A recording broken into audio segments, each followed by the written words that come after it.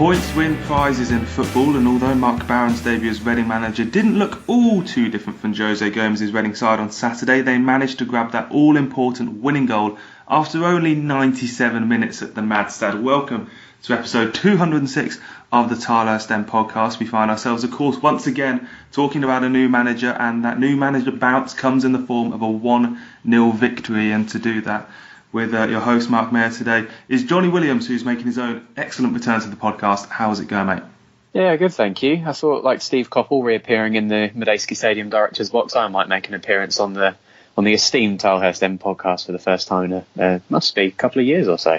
Near enough. I mean, you're still in the old prediction league, so we still have your memory is always alongside us in every podcast. But yeah, it was an interesting one, wasn't it? With how Barron sort of started. As your feelings of leaving the Maidstad on 98 minutes, how would you sort of sum it up? Confused. I think confused is the main one, because it was a pretty strange game. I thought it wasn't the highest of quality. Certainly by the end of the match, we were sort of getting on top, and Preston looked like they were happy to settle for a point. And so to get that last gasp winner was certainly a really big bonus. And I think ultimately for Mark, this was probably, definitely a match that was going to define his career in charge of Reading. And luckily for him, when it goes in the record books, it was come off as a victory and the perfect start.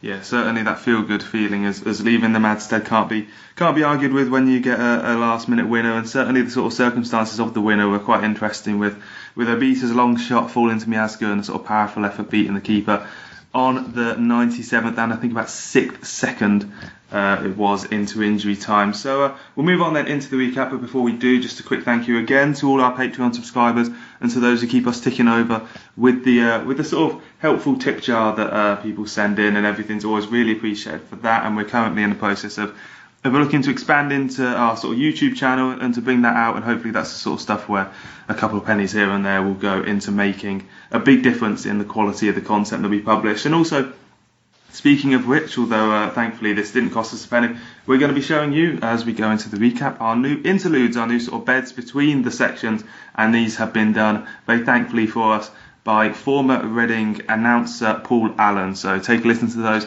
as we go through, and hopefully the quality of the production by myself is not too secondary school. So we'll move on then into the recap.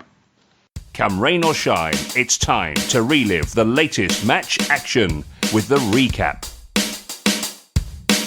So as the team was named then, Jonny, this sort of felt like Operation Continuity, which was kind of the reason that Bowen said he got the job, was there to be seen, really. It was a 3-5-2. Pele sort of holding the midfield with Swift and Ejaria in front of him, and Puskas and Mate up top. As the game unfolded, was this, as it seemed, was this exactly Operation Continuity? In terms of the personnel, you'd have to say so. It was a very similar sort of style in terms of the back three. You had Yadom bombing on, although not quite as much as he had done under Gomez. And certainly in Gomez's last few games, you'd seen so many times when Yadom basically was given absolutely no defensive duty, and teams would just relentlessly ping the ball in behind him, and you'd have one of their wingers on a centre-back.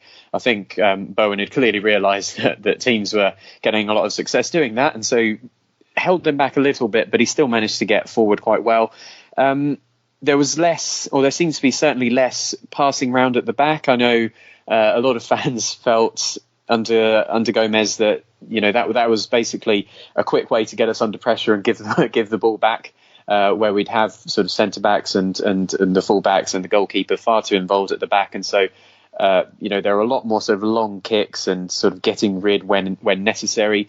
And I think as well, an interesting thing was trying to provide Mate and Puskas with the service that they need. We've seen in the limited time that we have of Puskas that he's a pacey striker who likes to get in behind and he's got a bit of dribbling ability as well. He likes to get the ball and sort of run at the defenders. And so rather than leaving him isolated, there were a few sort of long balls over the top and round the corner in order to try and get him one-on-one with those centre-backs. And so I think tactically, certainly in terms of the shape and the personnel, it was pretty similar, but tactically it just seemed a bit more comfortable, a bit more right for the personnel. It felt I mean, you have to say on the day that Preston were really poor as well. So ultimately that sort of played into our hands. But I don't know. It just felt as though the team were more comfortable playing this style of football. It seems to me then this just a bit more streetwise, really, and just a case of not being so. I suppose Jose Gomez wasn't stubborn to the levels of Jaap Stam. Perhaps that sort of Stam stubbornness has shifted our stubbornness spectrum, because when you think of Gomez's style, it did change a little bit here and there, and we did sort of speed it up. But Marc Bowen sort of remarked after the game that he had told the players to hurry it up out the back, and that he may have overemphasised that a little bit. And that is do we expect now to perhaps on that basis see it drop back a little bit and to actually sort of play the ball out a bit more in future games?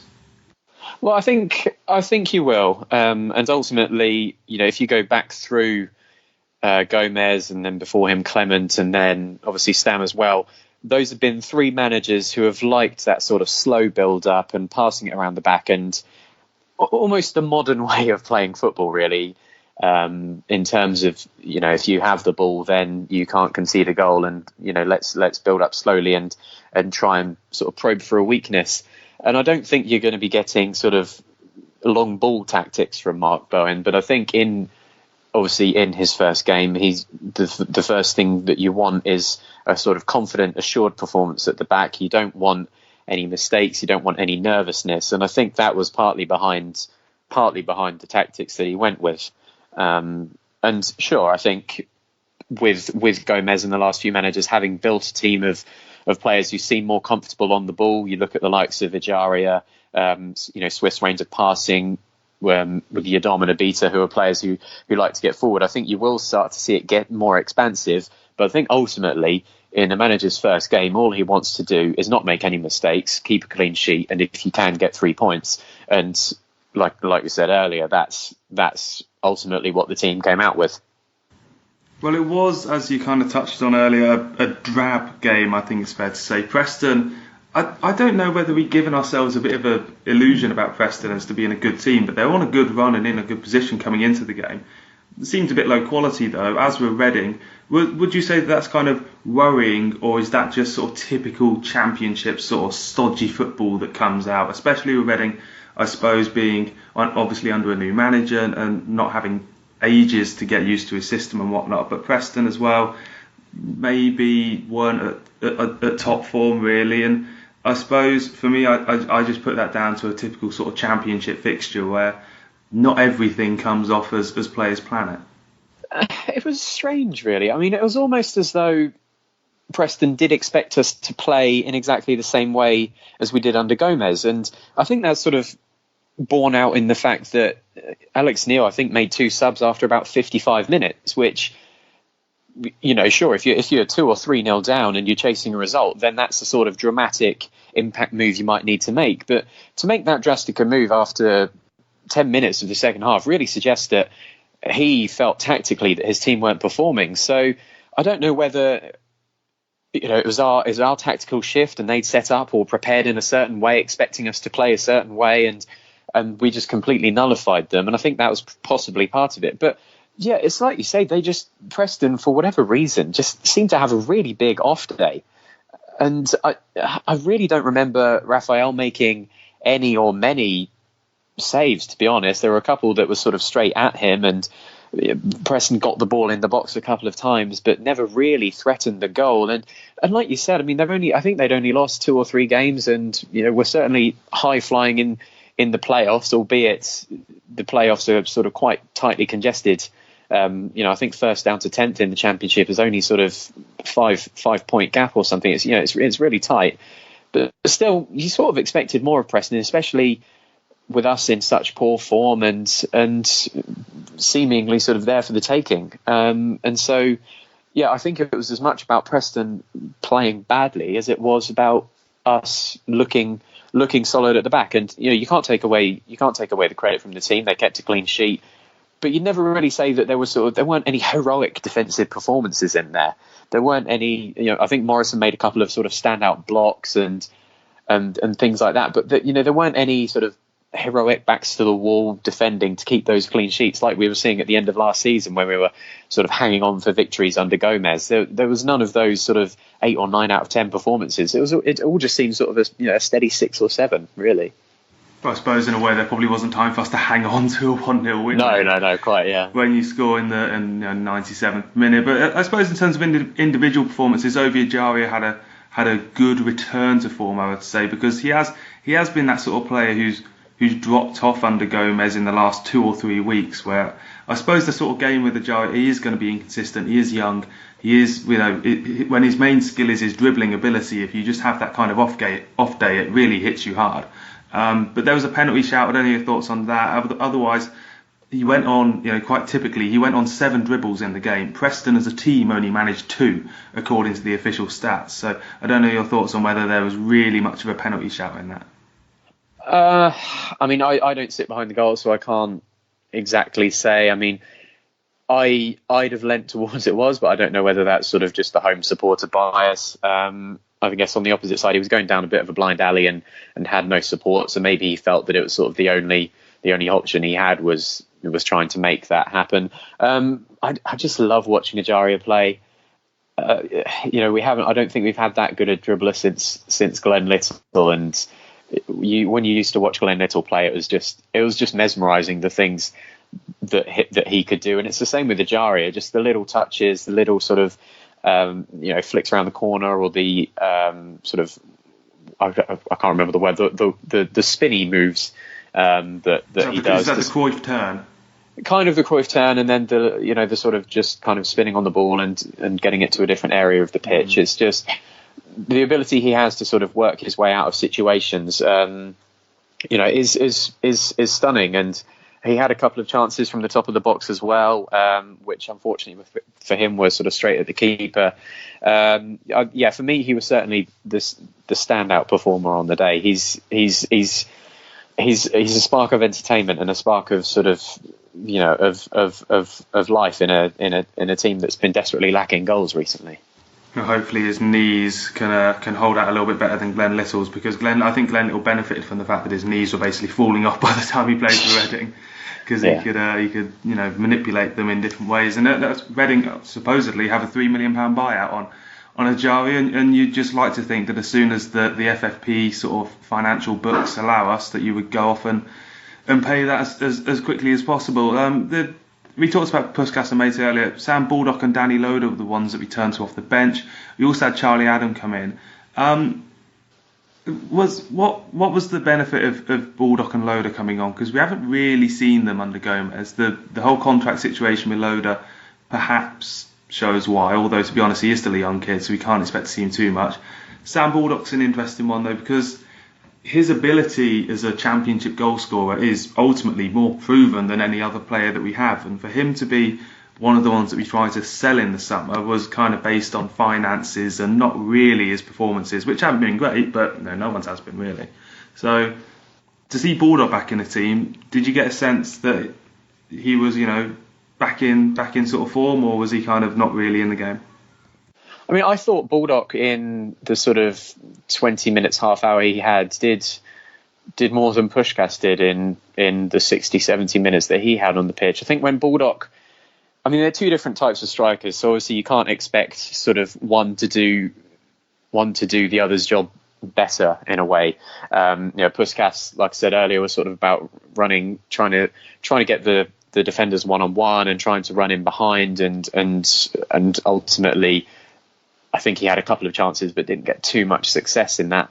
Whereas Baldock was a lot more active. He was linking play a lot more. He was looking for the passes and people were running off him. And, I remember one where he sort of made his way back into our own half, won the ball and brought it forward, and I think released sort of Loader on the left wing. So I think there's definitely a place for Baldock in the team and in the squad. And he did look very lively.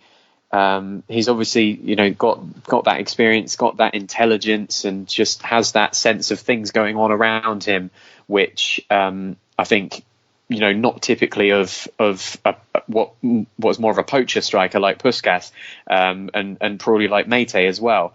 So I think there's definitely a place for him within the squad and within the team. As for Loader, he had sort of less of an effect on the game. He sort of put himself about. I mean, he still doesn't quite look like he has the physical strength yet. But you can't forget that he's still only a teenager, so that will come with time. But again, I think with Loader, the problem that you have is if we were a team who was sort of comfortably mid-table, or we weren't sort of in danger of in relegation, then you'd happily throw him in for half an hour a game or for 90 minutes and give him starts. But I think what you don't want to do is rely on that sort of player and while we're trying to survive, basically. So I think it's admirable of Bowen to throw him on, with 20 minutes to go when we were arguably chasing a result, arguably trying to hold on for a result. But I think, again, it will just take a bit more time if he's even here next season, of course. Yeah, and that's the thing. And I'm not even sure Loader really knows what type of striker he is, or maybe he does know, but translating that into senior football is very difficult, especially against the sort of wily defenders as Preston have. And we're into the heady heights now of 19th in the table, when that's our first clean sheet since August. And how kind of looking forward generally over the next few weeks, what is your sort of confidence with Bowen as manager? Because we've been here before with, I think there's some stat of our last 7 managers or something have all won their first game 1-0, and it just feels like there's still a kind of a worry, I suppose, about Reading in a way. I suppose the thing is, when it comes to relegation fears, is that I was never entirely worried that we were going to get relegated under Jose Gomez, because we have that quality and we just needed a bit more sort of world wiseness, and we sort of lift ourselves into a bit more mid-table or lower mid-table. With Bowen, do you think that that's still the case? Do you think that he is someone who can sort of deliver that streetwise element that we don't, because some games we were doing comfortably under Gomez, and obviously we were unlucky with finishing and whatnot, but other games we were just completely out of them. I suppose what the thing that we need from Bowen is that we're not out of those games, and that every single game we have a chance of getting a point or winning. Yeah, I mean, it's sort of tough to say, because I'm sure we'll come into this in the Newsbites when we come to discuss his appointment, but we haven't really got much experience of him as a manager. And obviously, like we said, getting off to a 1-0 win is the perfect start for him, but it was a 97th minute winner in a very poor game from both sides. And so we can't say, I mean, you can never say after one game, this is the manager who's going to take us forward. And so, as ever, you just have to sort of see after 5 or 6 games. But I think the good thing is that he does seem to be pragmatic.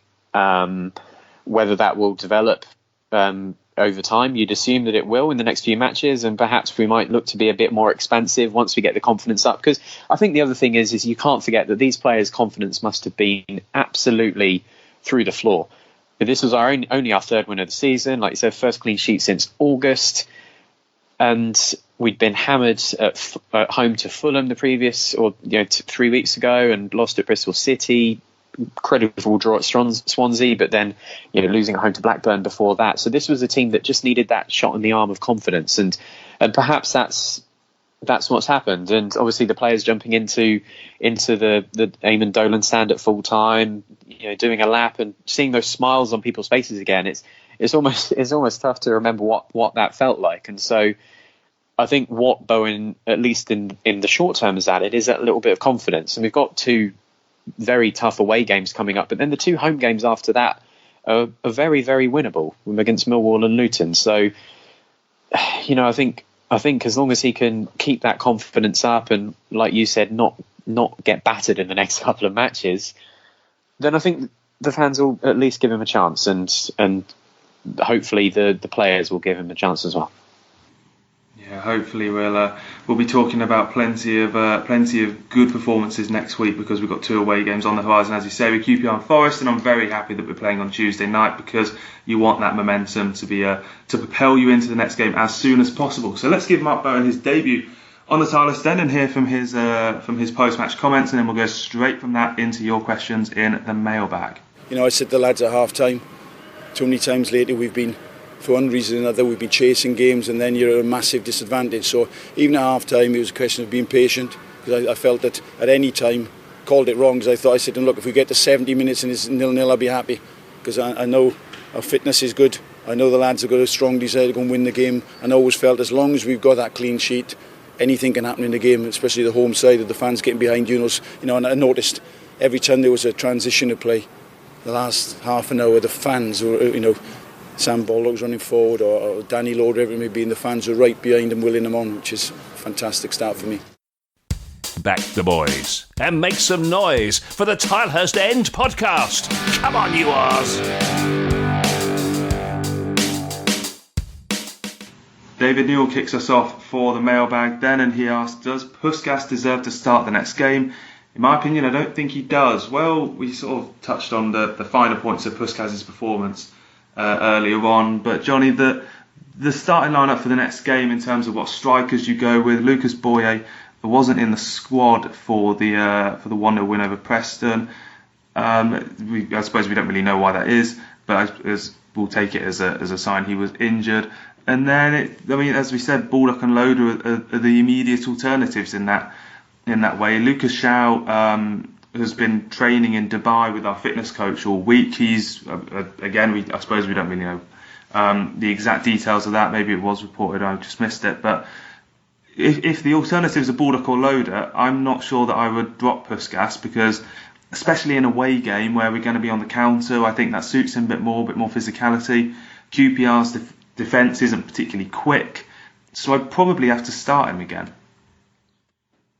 Yeah, I think there's two things. One, I think it'd be a bit embarrassing to drop your £10 million striker, but that's an argument for another day, I suppose. And yeah, I think, like you say, that the good thing is hopefully that we will be able to counter-attack QPR, and I think with the pace of Puskas and the fact that he likes to run at defenders and he's a very good finisher, then hopefully this will be the sort of game where, as long as he doesn't get too sort of downtrodden and sort of, the chances are never going to come, if he's patient and if he does sort of wait it out, then hopefully he will get those chances, because I do think that this is a sort of game, or the game scenario, that could really sort of play to his strengths. But like we said, the confidence of him is pretty low at the moment. Obviously, he hasn't scored in a good few weeks. I think he missed a penalty on international duty as well.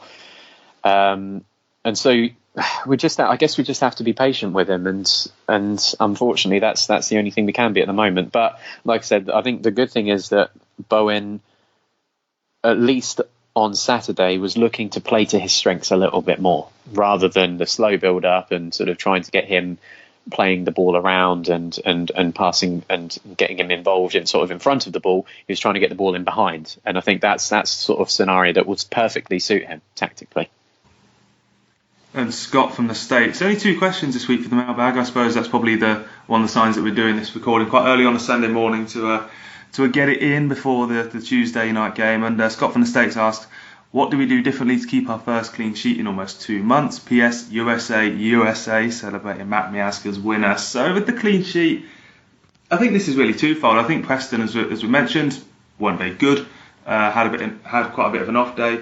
And secondly, I think with the passing around from the back, I think it just doesn't allow us to make as many mistakes in terms of the teams that come and high press us. And I think particularly these things have happened at home, because when teams come away to us, they don't tend to really sit in for the draw. I haven't seen many teams sit in for the draw against us for a long time now. So the fact that we, allow high pressing teams a bit of an entry route, closing that off has proved quite successful in this game. Yeah, and I think ultimately the problem with the high press that teams did against us was inevitably we would panic. And I think unless you are a team that has players of the quality of, say, Manchester City or Liverpool, then it's very difficult to play your way around that. And I mean, okay, so I remember a couple of goals from last season. There was one in particular where who was the goalkeeper who had Emi Martinez, sort of got involved, and we played it literally from our own 6-yard box and counter-attacked and scored. I think Swift finished it off. I can't remember the game exactly.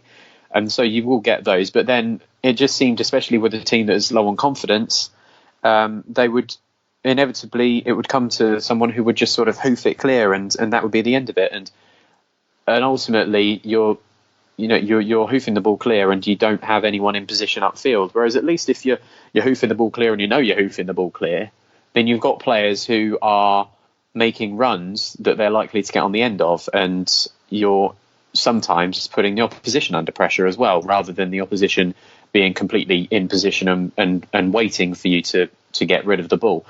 And so, yeah, like I said earlier, I think it was just a bit of sort of back to basics, and I'm sure that Marc will bring in some tactical nuances to his style of play once he's had a few more weeks on training ground and things like that. But yeah, and again, like I said, it wasn't an outstanding defensive performance. Preston were very, very, very poor. I think it was just sort of that perfect recipe, really. And obviously, USA coming up with the 97th minute winner. Yeah, it's been a while since we've had that chance to really go with them. Miazga's probably not been as good this year as he has been last year, so hopefully that sort of thing that can kick his confidence on and move us forward. One thing we haven't talked about yet is the slightly controversial, so we say, manner of Marc Bowen's appointment. So let's hop into Newsbites and discuss how we ended up where we are. Stay tuned for all the latest from around the Madejski Stadium and the Championship with Newsbites. Bowen in and Gomez out. So I suppose the last time we had a podcast, we discussed Jose Gomez being sacked and the idea of Mark Hughes being appointed. Instead, we've ended up with Mark Hughes as long-term number 2.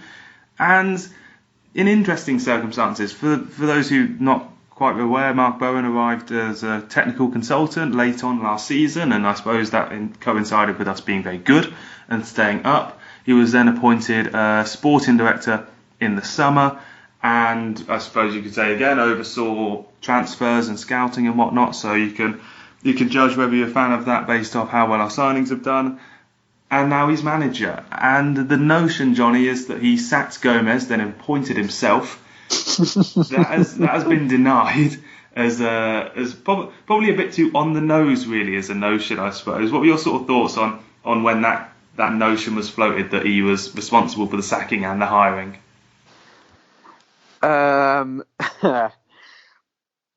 Yeah, it certainly doesn't look the most clear of routes to a management role, does it? Or rather, the most transparent. I don't think that he would have been involved in that. However, shout out to friend of the podcast and former Reading postman Charles Watts, who I think sort of pointed out that Marc Bowen at some very juicy odds would have been a decent shout to take over. Gamble aware, #GambleAware, and sort of a week later or so, lo and behold, it did happen, and so look, I don't think it was that sort of bent, if you like, in terms of how it happened. I think in a sense we maybe have to be realistic now about the stature of the club in terms of the level or type of manager that we can appoint. I mean, sure, you can say someone like Mark Hughes, and I know the fans were massively against him, or Chris Hughton was another name that was sort of dreamt of in terms of maybe he'd be. But these are managers who, like them or loathe them, are lower Premiership / top Championship managers. And Reading, for 4 of the last 5 seasons, have finished in the bottom 6 of the Championship. And look at where we are now, where we were 22nd, I think. So we're simply not in a position, I think, to be attracted to managers of this calibre, even if we are throwing £10 million at strikers and 5 million on Joao and Ejaria, etc. And so I think in that sense there would have to be a sense of realism. And it wasn't like when we appointed Steve Clarke, when within 24 hours of who was manager before Clarke? Was it McDermott? I think within 24 hours Clarke had been appointed. It was that quick. And I think even with Gomez there were certainly a couple of weeks before he got appointed. So it's clearly taking us a lot of time now, because for whatever reason we're not attracting the right type of managers or managers of sufficient quality to go, right, stop the interviews, he's the guy we want. But that is my problem, see, because I did see a suggestion that some people on Twitter had said, the idea that we had been seeking out replacements for Gomez before we sacked him was wrong. But I think that's exactly what you should be doing if you sack a manager. You should know who is going to come in. I think it was Swansea in their sort of heyday, if you like. They knew that as soon as Brendan Rodgers went, they wanted Michael Laudrup as their manager, and that was the plan. They went and did it, and everything worked out pretty well for them. The idea of Chris Hughton, I think he had turned down Stoke a week before us, by all accounts, I suppose, in the last 10 years, a bigger club than us. Think about at Brighton how much money he'd have been on. Let's say, what do you reckon, like 30 grand a week sort of thing? Mm-hmm. We can't pay that. Gomez would have been on maybe a sixth of that, or maybe a third of that. And Mark Bowen won't be on anywhere near that much. For him to come down into the Championship, you probably have to pay him about 5 times more than we're paying any of our players. It's just not going to happen. But as I say, my real problem with the way that we went about it was, it's quite evident that the owner made the decision to sack Gomez, and then everyone turned up for work the next day and said, right, who's going to be our new manager? And I don't think that's how you should be going about doing it. I think that leaves too big a gap. I think we really suffered last season from that sort of 3-week gap where we had Scott Marshall in charge and dropped some pretty important points along the way. And then you end up with a sort of... We basically ended up with a sort of case of minimum disruption, and it feels like a sense of you'll do, Mark Bowen. And I suppose when a team is doing well, that feels a lot better, because you just bring someone else in. I think when Dean Smith left Brentford last year, they put his assistant in charge. Hasn't gone perfectly, but it was sound logic. Does the logic behind Mark Bowen stand up? I think if he had previous managerial experience, then you'd say yes, just about. But then there's two arguments that I'd make to the contrary with that. Is one, the team has not been very good, and two, the recruitment has not been very good.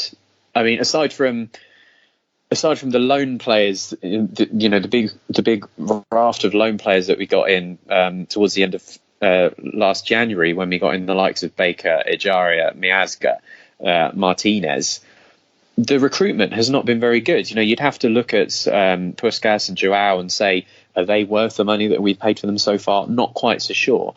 I mean, we did things on the cheap initially. We're bringing in Morrison, who I think has been sound, and Charlie Adam, who, well, has been in the squad.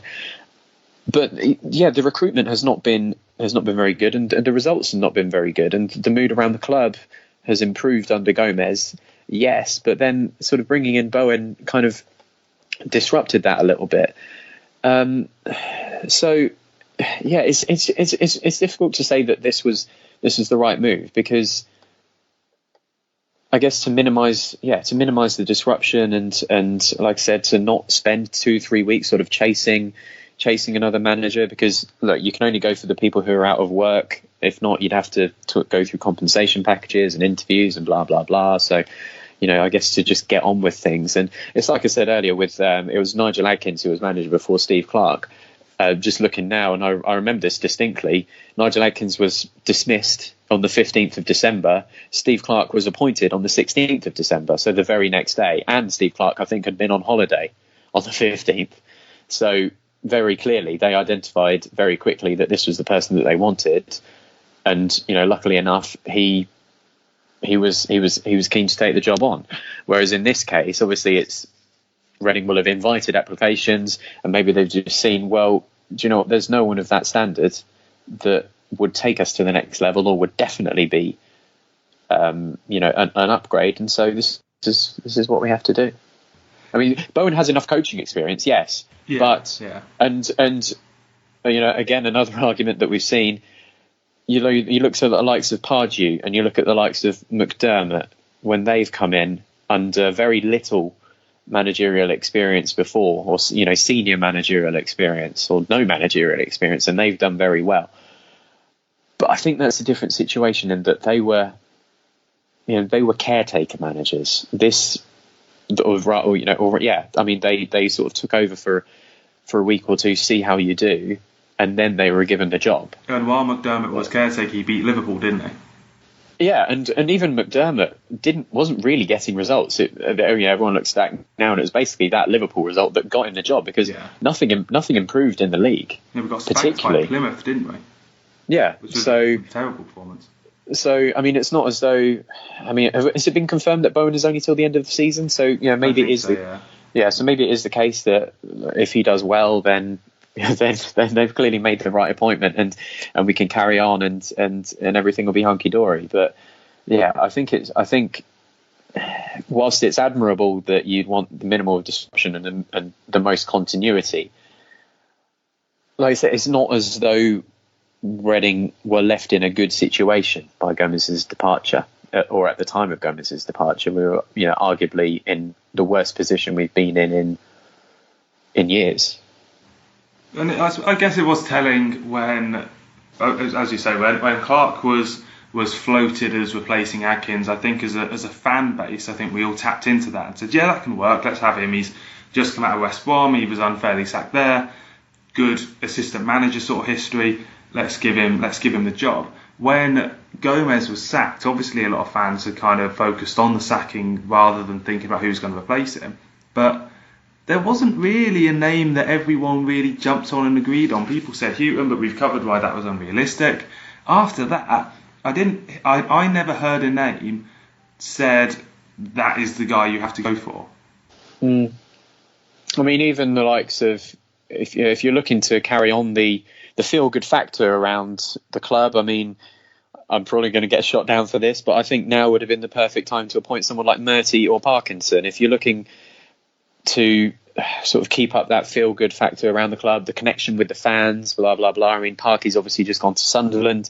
You can say what you like about his style of football and his level as a manager, but certainly in terms of keeping that connection with the fan base and hashtag the Reading way that we seem to be loving at the moment, that would have been a good one. Or Murty, who I think is still in some sort of capacity at Rangers, and I think it was rumoured or reported that he had interest in the role as well. That could have been the perfect time because you're taking a chance on them as much as you're taking a chance on Marc Bowen. Marc Bowen obviously has years of experience as a number two and knows the club for the last 6 months or so. But has just as much senior managerial experience as Murty and less than Parkinson. So yeah, like you say, there was no standout candidate or no sort of unifying candidate, aside from the fact that everyone seemed to be unified that Marc Bowen was the wrong candidate. Yeah, but it's funny when you go back and see the Jose Gomez announced sort of tweets and Facebook statuses and the reaction to that. The reaction was generally, no idea who this bloke is, but I'll give him my backing and we'll see where things go. And people who basically, the reaction for Bowen is, I have no idea who he is, I don't like him. And I think it's a touch unfair when you compare the two of them. It's a touch unfair to say Gomez gets my support and Bowen doesn't, because at the end of the day he's the manager of the football team, and like it or lump it, he's here until either the end of the season or for longer, or until we're basically on the verge of relegation, we sack him and try someone else.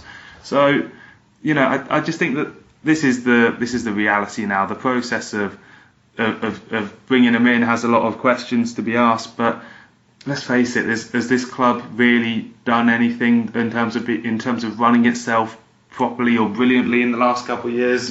You can argue no. Funnily enough, as well, just as a final point before we go on to the rest of Newsbites, I would say two of the people with the best CVs suited to coming in, who were both available, were Alan Pardew and Nigel Adkins. And Adkins was supposedly interested, bless him, which I find that a little bit adorable that Adkins was interested in coming back. I mean, and equally, like you were saying about there being no standout candidate, I think when you bear in mind how much people sort of hated Adkins when we left, this smiling man, he's just eternally positive. I think we got hammered 5-1 by Birmingham in his final game, and he said, we still played well, and you think, did we really? And then, fast forward sort of 4 years later, and actually Nigel Adkins might have been a decent appointment. It's really his time as a healer sort of thing. If only Nigel Adkins had the foresight to be Portuguese, then we might like him. Well, actually, I thought by the end, one of my hot takes is that Gomez was a bit of a sort of Portuguese Adkins with his sort of eternal positivity, and even the sweet little letter he wrote at the end of his tenure. I think that could have been penned from the desk of Mr. N. Adkins by the end. So yeah, I guess we'll just have to wait and see. And like you said, I think everyone's going to get behind Bowen now, especially with that win. I think this was underrated as how important a match it was yesterday. I think if we'd lost and put in a bad performance, then obviously that would have been catastrophic, not only for Bowen, but I think for the team as well from a confidence level. And so at the very least, to get off to a positive start, even if it wasn't a vintage performance, is all you can ask for. Absolutely. And before we go on and talk about the upcoming QPR and Forest games, we'll just update you, as we always do in Newsbites, with the peripheral teams of Reading FC and how they've got on over the weekend. The under-23s, they drew 2-2 with Colchester in the Premier League Cup last time out, having lost 2-1 to Middlesbrough in the Premier League Division 2.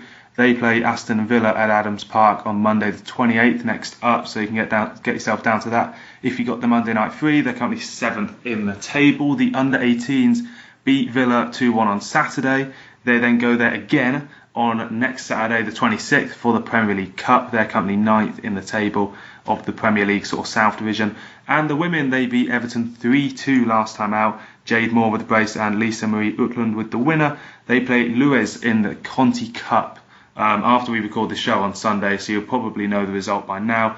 Then next Sunday they go to Manchester United in the WSL, where they are 7th in the table at the moment, but they've got a game in hand, and I think it's a pretty winnable game in hand. So you could say that it's a good start to the season so far for the women. And you look at the table as well. I've noticed there's not been many draws this season in the women's top flight. So hopefully Reading can go on and pick up some more wins and get into the sort of upper echelons of the league. And speaking of pushing forwards and getting into the upper echelons of the league, let's go in now and discuss big game preview.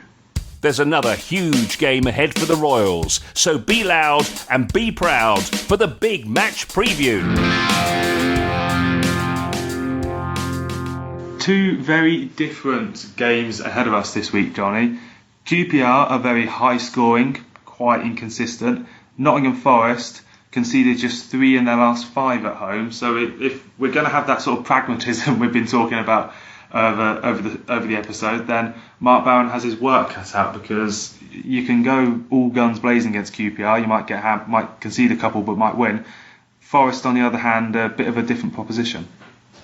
Yeah, and Forest have only lost one game all season as well. So, both of them are going to be extremely tough games. I think actually Forest play Wigan on Sunday as we record, so that could be out of date by the time you listen, dear listener. But yeah, I think these are two sort of shots to nothing. The one thing that you'd say is that the last thing we want is to get battered in games like these.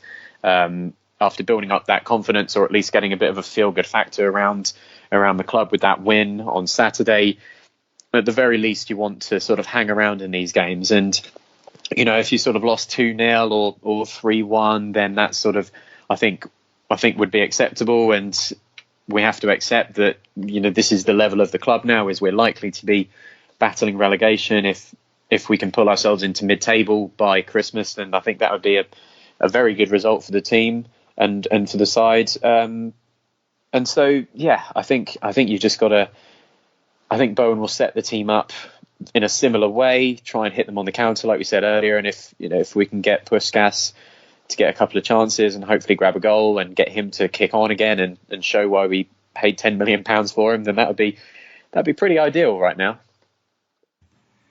Well, and QPR are probably the ideal teams to be facing in that. As I mentioned earlier, the defence just looks quite slow, and they've conceded 4 goals in their last 2 games, but they've won both of those while scoring 7 in that time. So it'll be testing for us. And and they've got 5 of those goals in the second half, so don't expect too quick a start at Loftus Road. 7:45 p.m. kick-off on Tuesday, that is. Forest, as you say, they can go top if they beat Wigan well later on today. So I think 2 draws or a win and a defeat seems to me like a pretty good week out of these two results. I think, being honest, I'd take a point.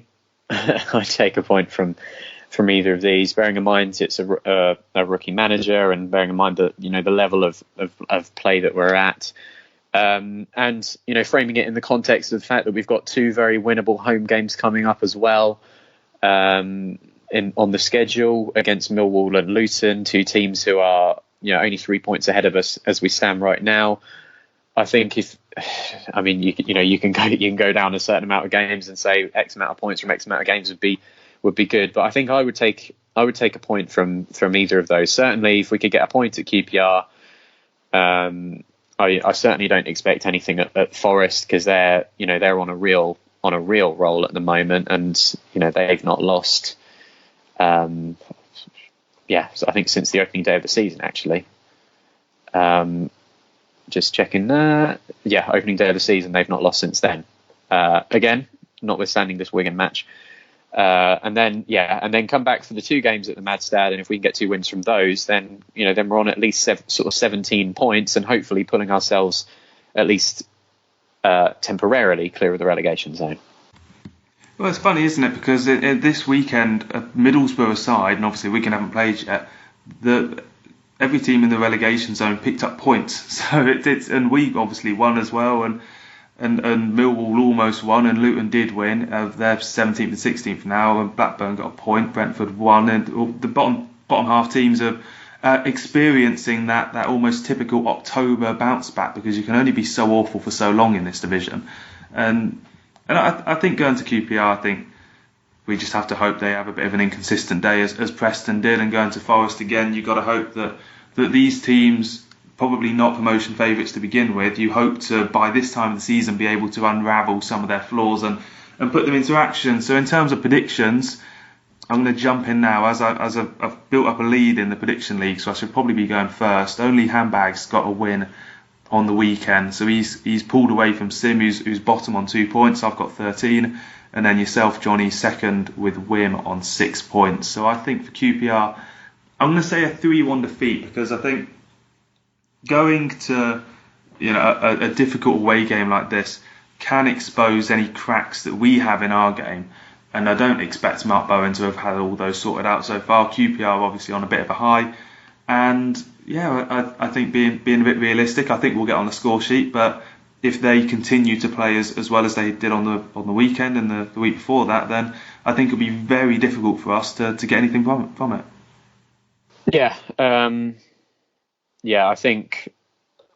I think we can't expect Marc Bowen to set the world alight now with this running team. I'll go for an optimistic 2-1 defeat, as I realise that even at this early stage I need to start making up points on you. I was going to go for the 3-1 and reprise my role as the 3-1 bandit, which I think Handbag seems to have taken over in every single game so far. And so I'll go for 2-1. Like I say, if we can keep it tight and keep it sensible and not make any mistakes, I think.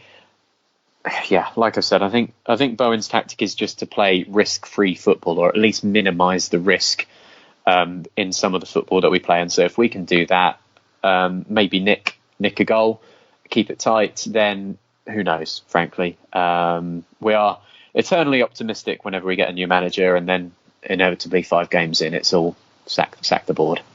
Well, let's see how long this honeymoon period lasts for, because if it only lasts for about 3 seconds in injury time for the Preston game, then who knows what sort of discussions we'll be having. But that new manager bounce is underway, I suppose you can say, and this podcast will be back for probably the Sunday evening or the Monday lunchtime of the week after, to discuss those 2 away games at 7:45 in West London on Tuesday, then 3 p.m. up at the City Ground on the Saturday. So back the boys and make some noise if you get the chance to go to those games.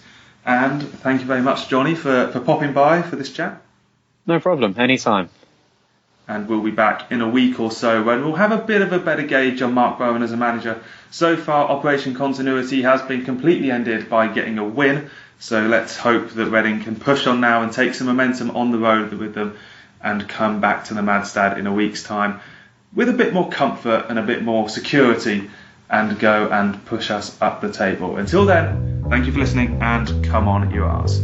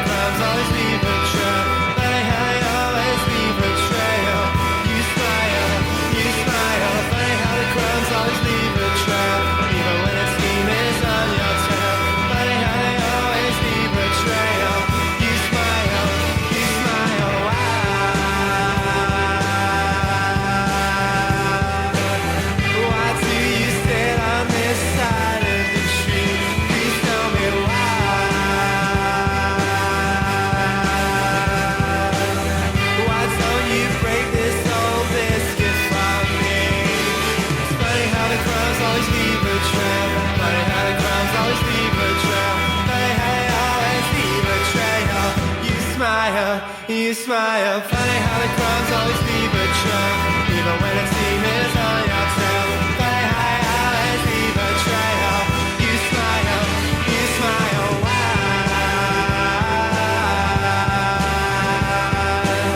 Why do you sit on this side of the tree? Please tell me why. Why don't you break this old biscuit for me? This biscuit for me.